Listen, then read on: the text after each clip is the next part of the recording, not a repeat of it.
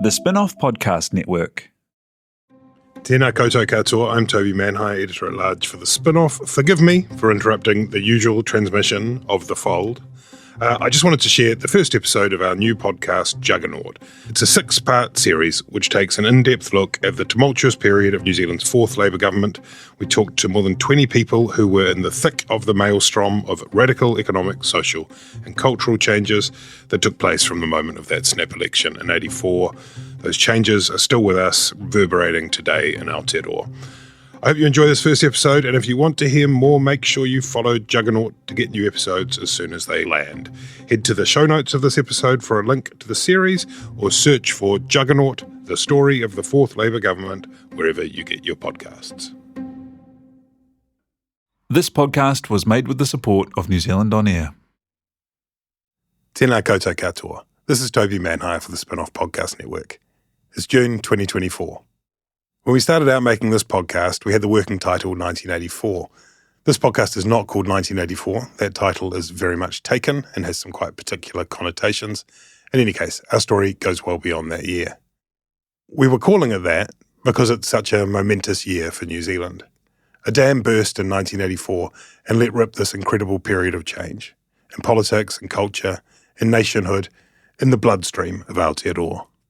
So we set out to tell that story. And we've interviewed a whole lot of people along the way. How many do you reckon in total, T.I. here? Like 21, 22? That's T.I. here Butler, audio editor and sound designer.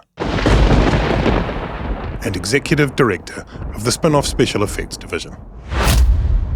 So we've interviewed a whole bunch of people who have generously given us their time, and we've dived into the archives to stitch it all together as best we can. It's the story of a rupture, a transformation, a whole catalogue of transformations, which today are variously celebrated and condemned and mythologised and contested. Many of those involved are still feeling the whiplash, 40 years on. 1984 was an election year in New Zealand. It witnessed a profound generational change, with a young, wildly ambitious Labour government elected, led by a charismatic Prime Minister, David Lange. This series is called Juggernaut. It's the story of the fourth Labour government. You can't govern unless you're certain. It is our absolute commitment to the future of this country that we believe it is our time. He's a buffoon, and we're talking about the serious business of governing this country in very difficult times. We are going to turn ourselves away from the division, and we are going to lead this country together to put some hope back into our people and for this country to become again a nation. June 14, 1984. We got a date, the 14th of July, which we've worked out at Government House as being the appropriate date. This is an image scorched deeply into the national retina. An unsteady, slurring Sir Rob Muldoon faces a media pack outside his beehive office with a sinister grin. It's late. So late that by now it's technically the next day, about midnight on June the 15th. It doesn't give him much time to run up to an election, Prime Minister. Doesn't give my opponents much time to run up to an election, does it? That deranged, belligerent, boozy night sets in motion the first snap election since 1951. It springs the trigger on one of the most gobsmacking periods in New Zealand history, a gravity-defying experiment. David Lange heralds a new beginning, but not even he can know the sheer scale of what is to follow. Upheavals in foreign policy, social and cultural transformations, the developed world's most regulated economy is hailed as its least regulated in what seems like the blink of an eye. What follows will be profound, and it will be painful. 40 years on, the children of that revolution are still grappling with its consequences. Episode 1. I love you, Mr. Lange. What do you think you're up to now, you perverted little liar? Man, the cow doesn't really know what he's talking about. It was incredible. He was absolutely trolleyed. You just felt that you were in some alternative universe. Let's jump back a day. It's June 13, the winter of 1984. An industrial dispute is playing out at Marsden Point. The first Police Academy film is screening in cinemas. So is Footloose, the title song of which is top of the New Zealand charts. Can we play a bit of Kenny Loggins? Absolutely not. In Parliament, which on June 13 is only sitting for the 9th day of the year, a nuclear-free New Zealand bill is tabled. One of a few that had been kicking around, this one a member's bill in the name of Richard Prebble. So I'd been in Parliament 3 terms, and each term I had brought up the bill. The first time I brought it up, the Labour caucus was actually against me doing it. But I said, well, this is a private member's bill, and there's no rule of the caucus that prevents me. You fellas have to make up your own minds how you're going to vote. I'm going to do it, which didn't make me too popular. This time, the Labour caucus is fully behind the bill. 2 national MPs crossed the floor to support it, the most prominent being Marilyn Waring, who had become New Zealand's youngest MP when she was elected at the age of 23, 9 years earlier. A thorn in Muldoon's side, she'd already announced she wasn't seeking re-election. National has just a 1-seat majority, but the bill fails thanks to a pair of ex-Labour independents. That night, Marilyn Waring can't sleep. Not because the bill got voted down, but something else. She'd been told by senior National MPs that had the bill won a parliamentary majority, they'd have stopped it in its tracks by refusing to send it to the Governor-General to be signed into law. And that to me was just a complete outrage. Like, this is okay. I'm not in a democracy anymore, right? I've been pushed and pushed and pushed, and this is just absolutely one push too far. Waring doesn't want to bring down the government in a confidence vote, but she is very much ready to provoke Muldoon into calling an election. The next morning she goes straight to the Clerk of the House, who gives her the assurance she seeks, that she could resign from caucus without triggering a by-election. Then she writes to Don McKinnon. At this point, he's National's chief whip, responsible for keeping an eye on how MPs vote. She explains that she will no longer be part of the caucus, but it comes with an assurance on nuclear and rape issues she'll vote with her conscience. Otherwise, the government can count on her support. Then I went to the Hunter building at Victoria University and went to a violin masterclass and sat and listened to that.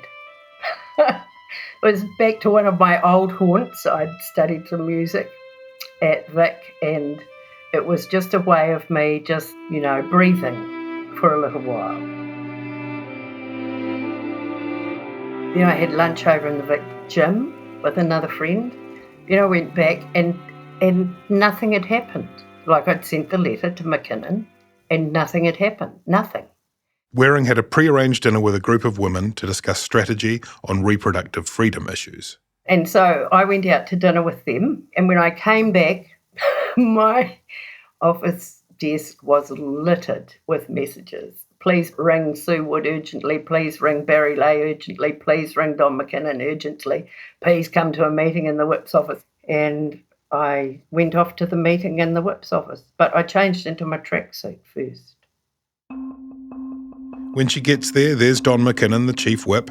There's the National Party General Director, Barry Lay, and Sue Wood, the party president.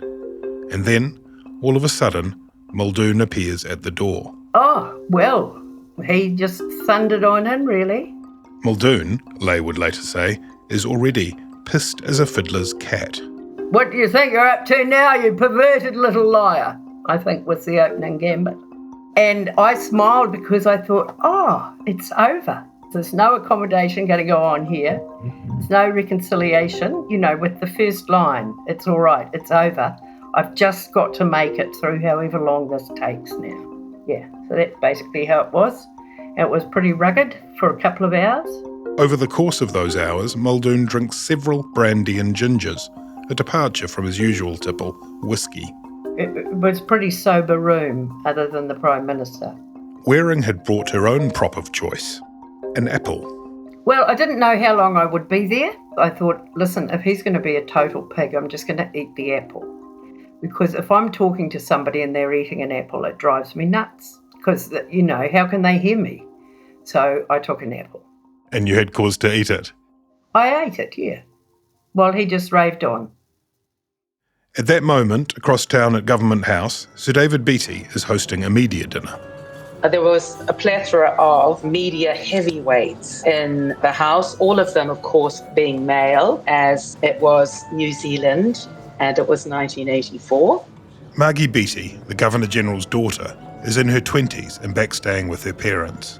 And I think on that evening, I had probably joined them for a drink or something. And because I had a renal problem, I wasn't drinking alcohol, so mine would have been a glass of water.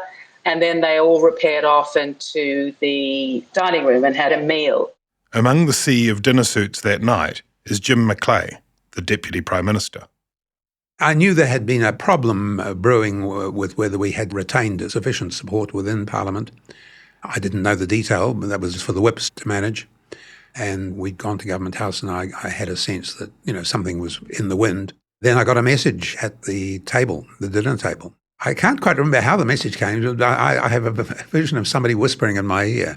I had to go back to Parliament. And it was then that I was told that we had lost our support. Waring goes back to her office, where her dinner companions have been waiting. The office is on the 3rd floor of Parliament buildings, and you can tell it's hers from the sticker on the door, which says, "This is a nuclear-free zone." It happens also to be right next door to the National Caucus room.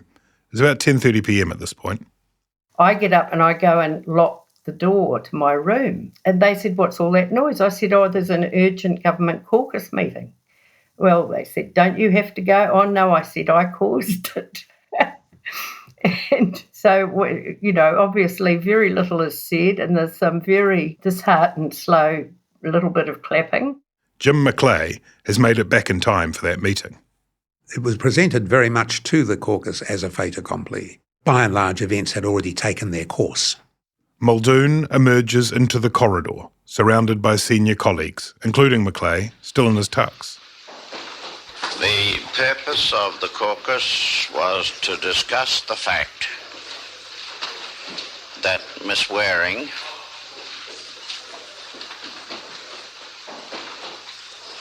withdrew from the caucus, and although she gave us an undertaking to vote for government measures, with the exception of those that related to nuclear arms defence and rape, we could not accept the fact that with her withdrawal we still had a majority, and we must thus have a general election, and I propose to proceed to Government House now. The Prime Minister sets off across town to persuade the Governor-General of the need for an election. Marilyn Waring is still in her office. Then the press all come clambering to the door, and by now I've moved a table over against the door and got under the desk. One of Waring's friends, Brenda Cuttress, stands on the table and pokes her head out the window above. And says, "Yes, can I help you?" She went to a meeting and she hasn't come back. We don't know where she is. Back at Government House, the Governor-General's daughter, Margie, grabs her coat and darts out the grand front doors to head off out with her boyfriend. So I could see that there was a car there, but didn't take note of anything more than that, and opened up the door to the then Prime Minister, Rob Muldoon, and then in quick measure behind me was someone to receive him. And then he was taken very quickly to Dad's study. Many people have asked me, "Oh gosh, was he really drunk when he arrived?" And I actually didn't smell anything on his breath. I didn't really think any more than he was agitated. And all I can remember is that when I was going to the front door, there were a whole lot of people rushing around trying to find a telephone. If Muldoon is not drunk at this point, he's working on it. While waiting for Beattie in his study, Muldoon took care of 2 large glasses of whiskey, his senior aide Gerald Hensley would later write. At Parliament, David Lange speaks to reporters. "This is a day of deliverance," he says. For the second time in 100 years of constitutional government in New Zealand, a government has had to throw in the towel, and it has thrown in the towel tonight. And my colleagues and I are going to be in there. We know of all the bad economic indicators which meant that the retiring Prime Minister could not draw up a budget. But we pledge ourselves to solid, responsible, measured recovery in New Zealand. At 12:15, Muldoon arrives back at the Beehive from Government House. The Governor-General has given him what he seeks. There will be an election on July 14. Doesn't give my opponents much time to run up to an election, does it? He goes on to say, I've just been with His Excellency for about an hour talking about the constitutional aspects of this, and he said, yes, you have a majority, you can advise me.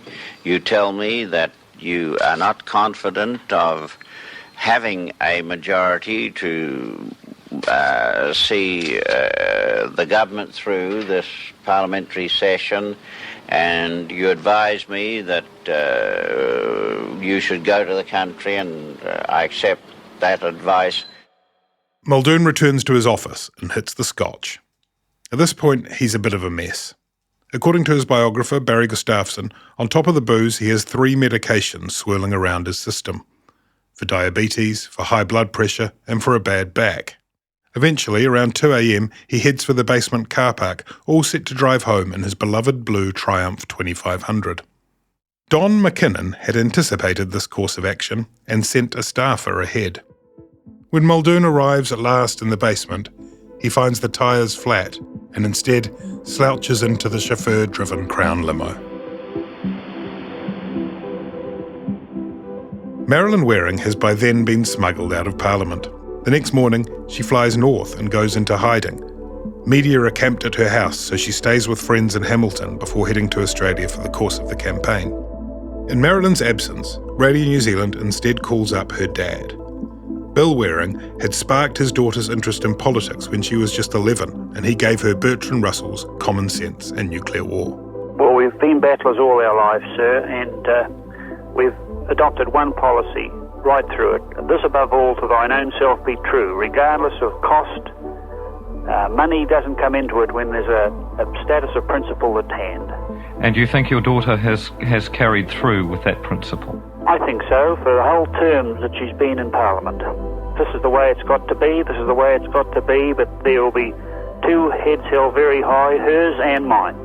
So I'm looking at the wall here now, and on this wall in my office there's lots of little comments and statements, and one that reminds me of Marilyn is, it's the swimmer who first leaps into the frozen stream, who is cut sharpest by the ice. Those who follow find it broken, and the last find it gone. There's an amazing photo from 1979, reproduced on the front page of Marilyn Waring's book, The Political Years. The photo shows the National Party caucus curling down the circular staircase into the Beehive foyer like a flow of grey magma, with the squat Muldoon at the base. But the odd one out, the only woman, is Marilyn Waring. What was it like to be in a group like that? Well, it's like being on another planet if you're 23 and a feminist. Yeah. I mean, most of your life is pretty confined to particular rules and particular ways of doing things, and all the times of the day that you have to be here, there, or everywhere. I think the cabinet, the National Cabinet at the end of 1975, either a half to 2/3 of them had served in the Second World War. So truly, they're just in a different universe from me. And Muldoon? He was completely patriarchal, old school. Power is only about power over people. Power is only about getting people to do what you want. The idea that you actually would have power for people or power with people or power to work with people, these would not be concepts of power with which he would have any patience. So he used intimidation. He was a big bully. Robert Muldoon, or Sir Robert Muldoon as he becomes when knighted while still Prime Minister, rules New Zealand with a clenched fist. Pugnacious, abrasive, his instincts are protectionist and his mode paternalistic. His vision of New Zealand is made in the mould of what he calls the ordinary bloke. We don't need a new society. Here he is in 78, at the end of his first term as Prime Minister. That's what the Labor Party is trying to bring us. That's their slogan, a new society. What's wrong with the one we've got? What's wrong with the one that we built up here over 150 years? People who came to this country to get away from the old societies, to found a new society here in New Zealand. What's wrong with that? We don't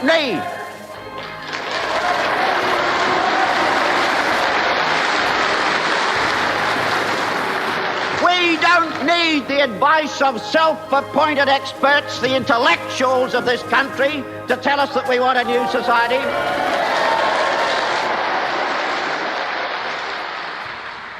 Everyone who meets Muldoon in the flesh has that moment imprinted on their memory. Are you at the pub, Gary? Of course I am. Good. You got nothing to do with my life? Of course I'm at the pub. And this is them. To be fair to Gary McCormick, he's down at his Littleton local for a community meeting. But I want to hear about his Muldoon encounter. I ended up in his office in the Beehive because I had to have a photograph taken with Sam Hunt by Peter Bush, the sports photographer who was coming up to take a photo of Sam and I and Muldoon. I have no idea how this happened. But I was the first person there, and there was no one in Muldoon's office, and suddenly the door opened and Muldoon came out. So it was just him and me together. And we were looking down on Molesworth Street. And it was the day of the Springbok Tour protest, and all these people were marching up Molesworth Street, and I'm looking out the window and Muldoon standing beside me. And I said, "This doesn't look good." And he said, "Ha ha," he said, "it's going to be good for me at the next election, Gary." The sound you're hearing is the sound of police batons raining down on shields and crash helmets of protesters. Protesters regrouped themselves just opposite the police lines a short time ago and made a charge. This time they were for real after a number of dummy runs where they went up to police lines and then relaxed at the last minute and withdrew. In the face of global energy crises, Muldoon has launched Think Big, a public building program on a huge scale. Dams, steel plants, smelters. Some of it works, some of it doesn't, but it's all incredibly expensive. New Zealanders plunge deep into debt and a tailspin of inflation. Rising prices, rising wages, rising rents, rising interest rates. Muldoon needs to make it stop, and so he does. He stops it by decree. The freeze on incomes will be matched by a freeze on prices. The prices of goods and services will not be allowed to rise above their normal levels applying at midnight tonight. And this is all on top of a catalogue of subsidies, tariffs, and import licences that are like golden tickets to those who hold them. You need government approval to get hold of foreign currency. You need government approval to subscribe to a magazine from overseas. It takes, on average, 9 weeks to get a phone installed. New Zealand was a very grey place. The state had vast commercial interests, banks, insurance companies, railways, ports, airports, coal mines, forests. But, there wasn't really an underclass then. Sir Robert, ironically, didn't believe in the market at all, as far as I could tell, so he then legislated for everything. And he was in the face of a global situation going in the opposite direction. So disaster was awaiting us, I think. New Zealand was a total command economy. The economy in New Zealand wasn't just failing, it had failed. On one hand, he's credited with kind of reaching out to the gangs, and on the other hand, he was, seen as being pretty spendthrift and unaccountable. He was a highly intelligent man, a very good public speaker. He was a tough operator. People were scared of him. He was a very odd individual. His relationship with journalists was tense. Tom Scott is banned from press conferences. Dashing young reporter Barry Soper is the subject of a complaint to the Speaker.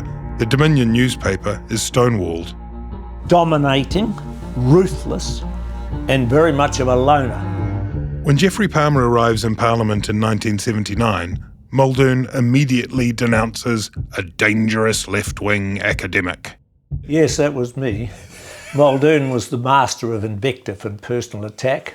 I'd say that he ended up as an autocrat because the portfolios he was Prime Minister and Minister of Finance, that you end up talking to yourself with that sort of situation. He was also Minister in charge of the Legislative Department, Leader of the House, and he had the 2 security services under his wing. Now, that meant that he was really in charge of anything that mattered. He was a populist, quite a populist, and he used to conduct campaigns against people, and it seemed to have enhanced his popularity. One of those campaigns is against Labour MP Colin Moyle. He got involved in a parliamentary spat with Moyle and accused him of being picked up by the police for homosexual conduct. And Moyle denied it. He set up a commission of inquiry headed by Sir Alfred North to go into that. And that inquiry was manifestly unlawful. And that was very sad for Moyle. And Moyle ended up resigning from Parliament over that. That resignation in 1977 creates a by-election in Mangere. A 34-year-old called David Lange swiftly throws up his hand. It helps that he grew up in South Auckland.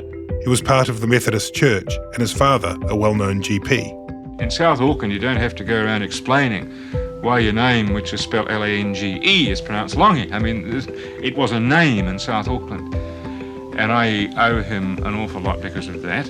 Lange's wife Naomi, whom he'd met on his OE in the UK, supported his political ambitions, up to a point. This is from that same 1982 interview.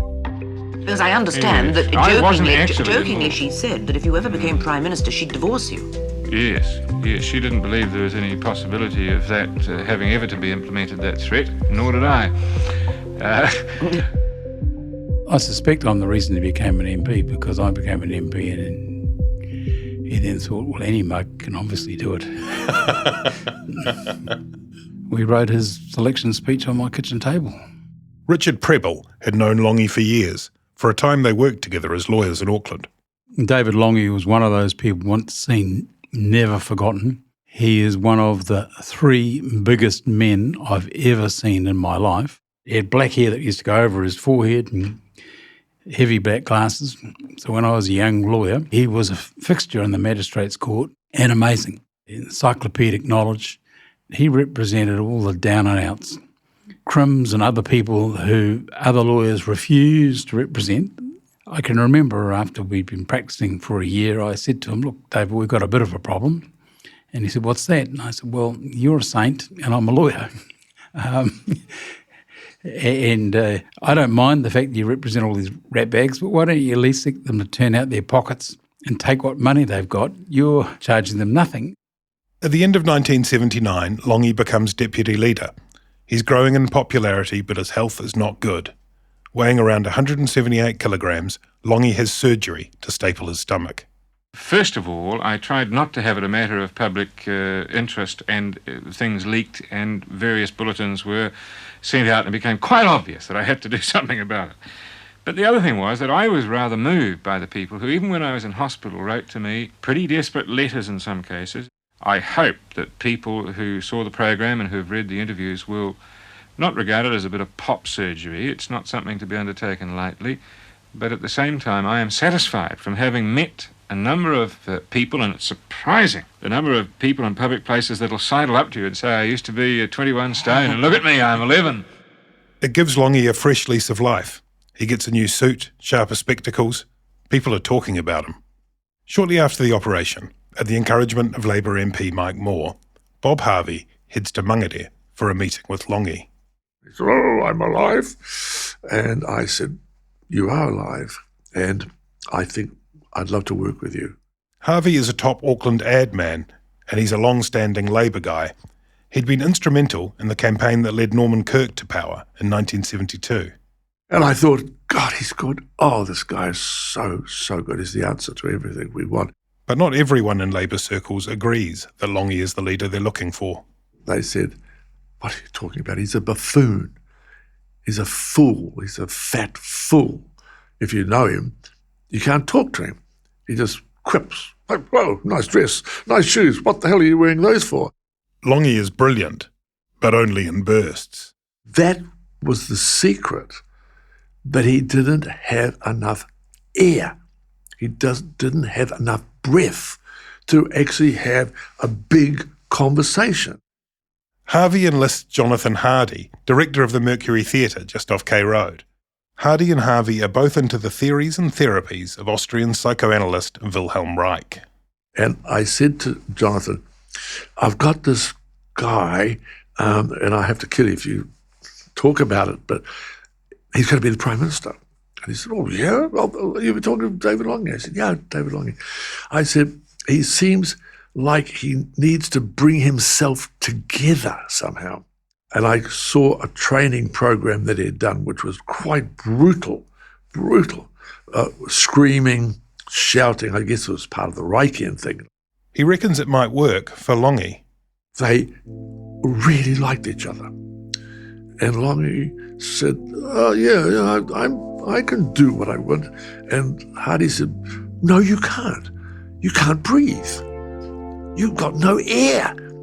And he got up and said, open your shirt for me. Lange opened his shirt, kind of a bit reluctantly. And Jonathan pressed his chest and said, what's in there? What's in there? What's in there? Lange agrees to a second session with Hardy. He said to David, take your shoes off. Take your shoes off. And take your shirt off. David took his shirt off. He had a singlet on, Marlon Brando, but not Marlon Brando underneath. And they started. And again, after about 10 minutes, he just looked at me and said, wait in the car. Over several weeks, says Harvey, Lange sheds his body inhibitions and learns to breathe. And it was a great relationship. He was kind of pulling David, not apart, but he was opening up David.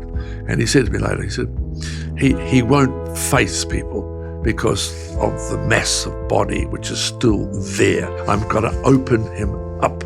I thought it was a fascinating, amazing process to this beautiful, articulate, glorious, witty man.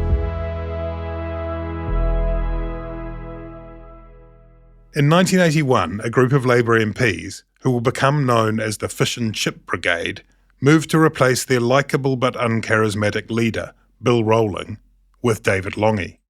That coup fails, but soon Rowling sees the writing on the wall. In 1983, Lange is elected to replace him and squares up with Muldoon in the House. Put your stewardship to the test. Have your deputy with you. Fight as a team. The best team. Put the best team forward. Really, man for man, sweep them. Get them all going. Get them growing. Tell them about jobs for your children, your children's children. It's the dog's bark and the flag's wave.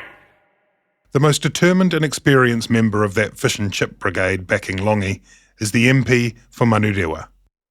Roger Douglas, 86 years of age. Sometimes I feel 75, other times I feel 99. Sir Roger Douglas is in good cheer when he arrives in the studio. The taxi dropped him at the building next door to the spin-off, Unite Union, and he joked that it looked like a trap. Douglas has politics in the genes. Absolutely. My grandfather was a member of Parliament for 25 years, 1935 through to 60.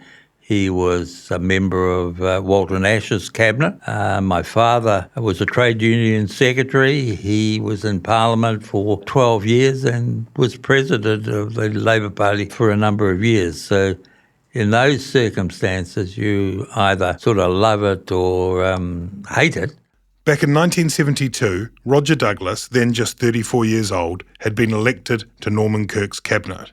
His father, Norman, missed out. It was a difficult moment for me. If I could have swapped position, I'd have happily done it. Yeah, he'd given a long time to the Labour Party. Obviously made a number of enemies within the caucus during that period. And he went close, but he didn't make it. Roger Douglas has heard about this swashbuckling young lawyer, David Lange, but the first time he sees him is at the Mangere selection meeting. Lange that night was terrific, no doubt about that. And you could almost tell that he was going to win. Didn't matter whether it was on a stage or on the back of a truck. He had that magic at that time. Roger Douglas, for his own part, is impatient. Back in 1980, he'd been spokesperson for transport. He released an alternative budget.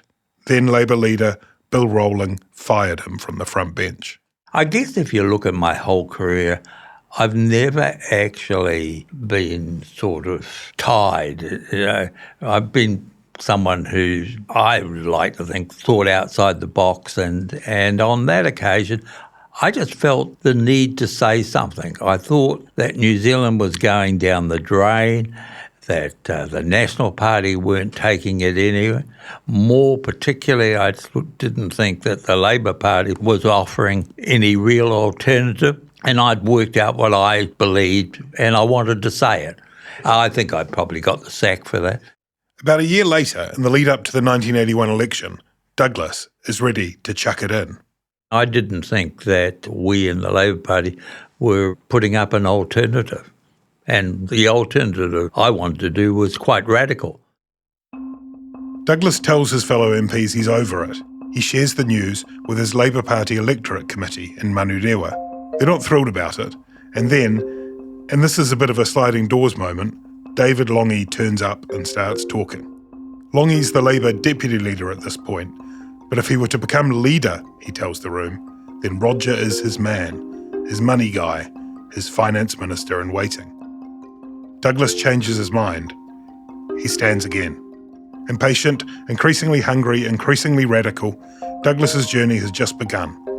A journey that will lead him all the way from old-school Labour MP to founder of the New Zealand Ag Party. Every man, woman and child in this country is paying $10 a week in interest to service that debt. Not to repay it, but to pay the interest. $50 a week for a family of 5. Can you afford that? Quite simply, we are living horribly beyond our means. It's the nuclear issue that triggered the election, and some in the Labour Party want it to be the centrepiece of the campaign. Lange and his senior MPs, Prebble among them, disagree strongly. The economy is the thing, they say, and that's clear enough in Lange's launch speech at the Christchurch Town Hall. Just after this election, I, as Prime Minister, will convene a New Zealand economic conference. We're going to discuss and reach consensus on the future economic direction of New Zealand. The purpose of that conference will be to assist the government to determine priorities, to open the books, to be honest, to have no reserve, to give every delegate, every group represented all the relevant facts and forecasts, to set out the problems and the policy options. We'll generate there a climate of common concern. We'll understand the scale, the scope of the current crisis in New Zealand. And every section of our community, business, unions, will clearly understand the role they must play. The only question was, what was Labour's economic policy? Hang on, what's this? Well, it's definitely not Chariots of Fire. This is the National Party TV ad that goes out to living rooms around the country. There's a swimmer, there's a ballet dancer, there's an equestrian event, and there's a jogger running along the beach, and up the screen scroll the words, "Nothing unites us more as a nation than the ability to win against the odds. New Zealand, you're winning. Vote National on July 14. But how about that music? Remember in 2017 when National got into trouble over a Eminem sound-alike, which they defended as pretty legal? Well, it wasn't the first time that had happened. Here's Richard Prebble. There was 2 big films that year. There was Chariots of Fire and Officers and a Gentleman. Our song was from Officer and a Gentleman, and the National Party's was from Chariots of Fire. The National Party finds itself getting sued by Warner Brothers. And we were saying, what a shameful thing. Meanwhile, Prebble and the Labour campaign manager Simon Walker have their own problems with Up Where We Belong. Simon Walker rang me up after our ad had gone to here and said that although we'd been given the rights by the agent in Australia, he'd just received a note from the people who really owned it in America saying no, they didn't agree. And then I rang up Bob Harvey. He was a big guru in advertising and said to Bob, "This is your day, Bob." I said, "Find this guy in America. I don't care what you say to him, but get the rights because we haven't got enough money to shoot a new ad." Bob rang them up. We can put a date on this. It's June 26, 2.5 weeks before the election, the night of the Labour campaign launch. Bob Harvey calls the US. We had a great conversation. It was from a phone box outside the Christchurch Town Hall, and Lange was about to enter stage right. And he said he spoke to a gentleman in New York and said what a great party we were. And he said the person then asked, is this a Democrat or a Republican party? He didn't know what answer to give. I hadn't a fucking clue which one I was trying to get. All I needed was the rights. So he said, well, it's the best elements of the Democrats and the Republicans. And as he said to me, I never knew at the time how true that statement was going to be. Harvey is only seeking clearance to use the music, not the official recording. And I'd already recorded a whole group of young vocalists in a booth in Auckland, humming the words along do, do, do, do. And I knew that the audience would break into that do, do, do. In the Labour ad, Lange walks around the supermarket in a three-piece suit with Naomi. At one point, they pass a tall shelf chocker with cartons of cigarettes. Push a trolley around a supermarket, you'll see just how prices are going up. The next minute, he's in an office tapping at a giant computer. And finally, he's sitting at a massive wooden desk. Major luxuries. And we'll get back the standard of living you and your family deserve. But again, what was the economic policy? I had done a full paper and it had gone to the policy committee. And really, if you go back, it contained pretty much most of the things that we did when we came into government. There's a group in the party, however, among them President Jim Anderton, who balk at Douglas's vision. Peter Harris is tasked with writing an alternative. My name's Peter Harris, and at the time of the 1984 election, I was working for the Public Services Association, the PSA, in their economics policy advocacy type team. Harris and his allies favour what he calls a more gradualist approach. Something a bit like what the Australians did. Change, but change in a considered and gradual way, putting in place checks and balances and protections for those who were most vulnerable. Also on that working group is Margaret Wilson, who would go on to succeed Jim Anderton as Labour president. The party was quite divided, I suppose, or certainly had very contestably different views, those that what we now call neoliberalism was developing, and the rest of us who really we weren't opposed to the market, but we still believed the state had a really important role. So I think it's wrong to think things were put over people's eyes or anything like that. There was a strong debate going on at the time. And then, of course, Sir Robert had a rush of something to the head and we got an early election. With the election now just a few weeks away, Geoffrey Palmer is tasked with writing the compromise policy. Palmer came and wrote a paper which was acceptable to everyone, I suppose, because it didn't say anything. It was so bland, it could mean anything to anyone. Muldoon described it as a bucket full of jellyfish, which of course is exactly what it was. It would just run through your fingers. But sitting in the background was the real agenda. And after the election, that came to pass. I think as it worked out with the snap election, it was perfect. It didn't stop me doing anything, so why wouldn't I agree? And the snap election, there was no real demand. If we'd gone another 4 months, maybe people would have demanded more from us. Labour might only have papered over differences on policy, but it sorted its campaign tactics. While Muldoon will hurl insult after insult at his challenger, calling Lange a bumbling incompetent, a stooge of the unions, an economic illiterate, and one of those screaming pop singers, Lange refuses to bite. Here he is, speaking in 1996 for the documentary series Revolution. About September 1983, we decided that we wanted to win. And we had a compact that we wouldn't attack the government. And we had a sub-compact that we wouldn't attack ourselves. And we presented what we consider to be the strength and organisational unity and all the body language of assurance. We were the government in exile. And such debate as we had was easily dismissed, and in fact it was resolved by having a manifesto which could appeal to the right, the left, the centre, and the totally bewildered. Remember, these are the days of first past the post, of two big parties and a few minnows. Bruce Beetham and Social Credit are in the mix, Maturata, a former Labour MP, is leading Mana Motuhake and struggling to get much media attention. Then there's the New Zealand Party, led by Bob Jones, a self-made millionaire property tycoon. His ambition, more than anything else, is to see national turfed out. Our traditional free society has been converted to a Polish-style command economy. Ladies and gentlemen, if you believe in freedom and if you believe that people know best how to run their lives, not politicians, and if you believe in the private enterprise system, then there's only one private enterprise party, and that's the New Zealand Party. Authorised by C.W. Beck, Director-General of the New Zealand Party, Wellington. The New Zealand Party will go on to win more than 12% of the vote. These days, under MMP, that would win you about 16 seats. But back then, under first past the post and without winning an electorate, the New Zealand Party won nothing. The morning after the snap election is announced, Judith Fyfe and Hugo Manson, a pair of oral historians at Wellington, have an idea. It's a campaign, they think, that looks like it'll be worth chronicling. They managed to persuade most of the party leaders to take part in near daily conversations about campaign trail life.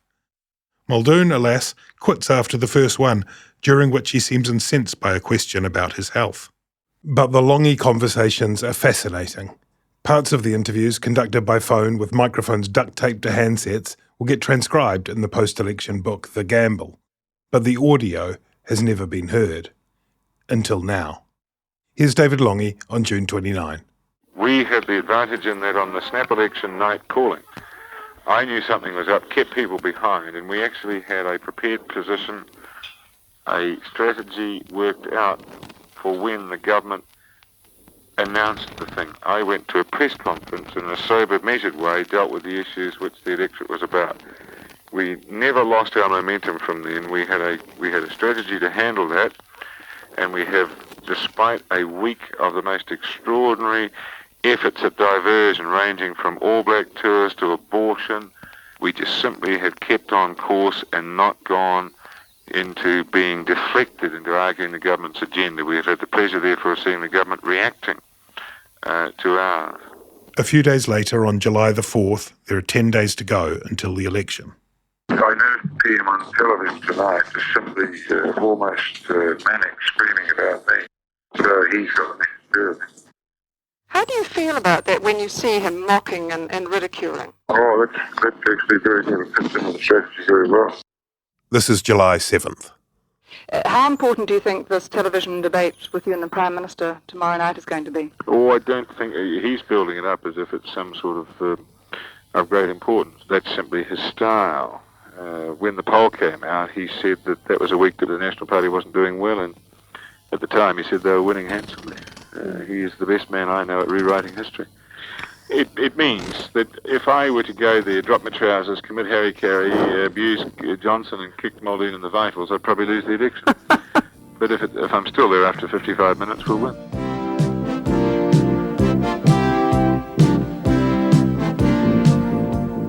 Good evening, and welcome to the Two Leaders debate. With me are the two best known... This is the only head-to-head debate of the campaign. It's an odd, slightly unnerving affair.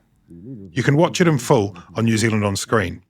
Muldoon is at his best in challenging Lange on ANZUS, but for the most part he has a kind of deflated air, hunched on his chair, hands clasped on his lap. Lange doesn't drop his trousers or abuse the moderator, but there's this odd, almost bewitching note at the end.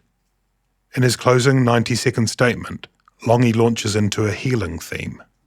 The fact is that we have a choice in this country of hating people, or we have a choice in this country of bringing people together. And then he praises Muldoon and praises the National Party, exhorts both to be part of that unifying moment. It ends like this. And I say to you, sir, that you are the person who could lead that recovery back within your ranks, because I believe that your party has an honourable tradition, and I think that there are people in it who are prepared to be part of that recovery. Thank you. I give them, after July 15, the chance to do that. Thank you very much, Mr. I love Lange. you, Mr. Lange. Thank you. I love you, Mr. Lange. He's mocking his opponent's mawkishness, sure, but there's also something maudlin, melancholy, defeated about it all. Here's Lange the next day. That was meant sincerely when he said, I love you, Mr. Lange. I don't know. I was completely mystified by that, which is why I kept talking to him after the show went off the air.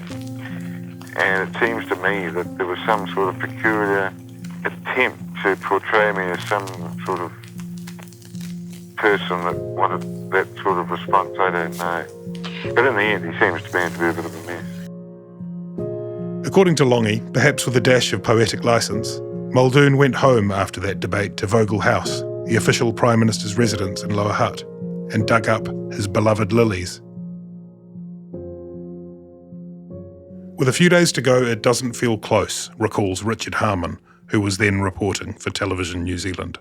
And the week before the election, Muldoon was doing one of his speeches, I think at the St James in Auckland, and quite a few gallery journalists and people who had returned to Auckland from the gallery, we all got together on the grounds that we thought this would be the last Muldoon speech. And we went to the speech, and I remember all of us ceremoniously throwing the speech notes into a skip bin down Queen Street on our way down to a pub, thinking, well, we're never going to need them again.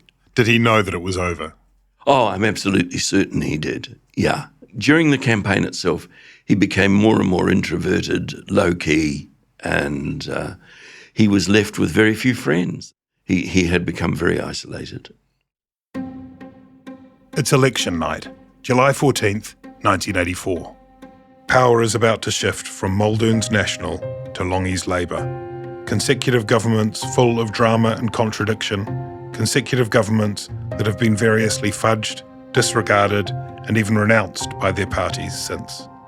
The Prime Minister has conceded the election to Labour in a surprise move a few minutes ago. Sir Robert said Labour would be a one-term government, and he says his own political future will be as leader of the opposition. David Lange will now be the country's youngest Prime Minister since Julius Vogel in 1876. A jubilant David Lange is swarmed by supporters at the Mangere Metro Theatre. He's in a dark suit with a red carnation on the lapel. A giant red curtain at the back of the stage reads Labour, bringing New Zealand together. We understand that reporter Rebecca Scott is talking with David Lange at the Auckland headquarters at the moment. Rebecca Mr. Lange, Scott. how do you feel about that? I feel quite moved by that. That's something which doesn't often happen. I think that was a very gracious call, and I'm sure that Naomi had the same grace in the telephone call from Lady Muldoon.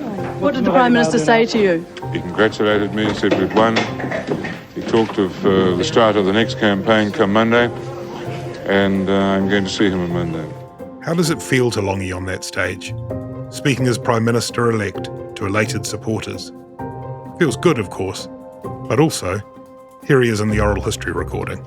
People don't know, but the hall that I stood on as the Prime Minister is the stage that I played a block of cheese in. I was a block of cheese with legs in a primary school function. You see, not many people have done that. And I thought of that when I was standing up there too, which doesn't make particularly good television. You look at the perspective. Lange has other worries.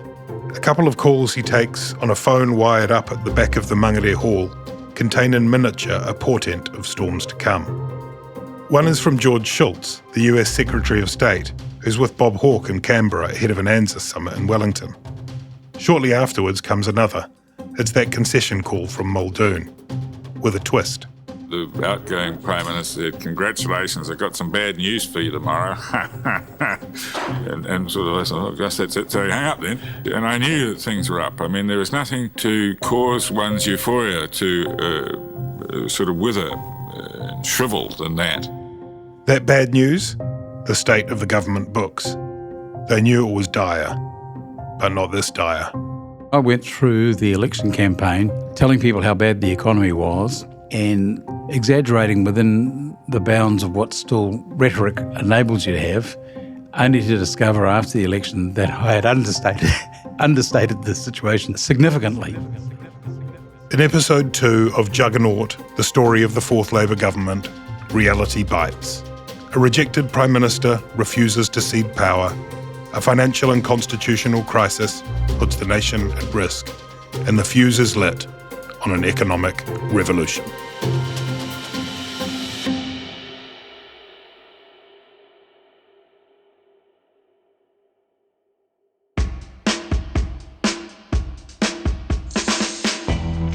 Juggernaut, the story of the Fourth Labour government, is written and presented by me, Toby Manhire, for the Spin-Off Podcast Network, made with the support of New Zealand On Air. The producer is Sophie Dowson, the audio editor and sound designer is Tiahe Butler, the researchers are Hannah Lou and Rachel Judkins, the graphic designer is Archie Banal, and the executive producers are Duncan Grieve and Jane Yee.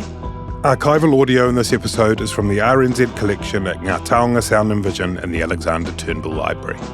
You can read a full list of sources and a bunch of other written material that digs deeper into the story by clicking the link in the show notes. Thanks to Judith Fife, Linda Evans, Pip Oldham, Steve Russell, Finlay McDonald, Amber Easby, Mad Chapman, Anna Rafferty Connell, Jen Follett, Isaiah Tua, Ben Fagan, Bernard Hickey, Box Cutter, and everyone who made the time to speak with us.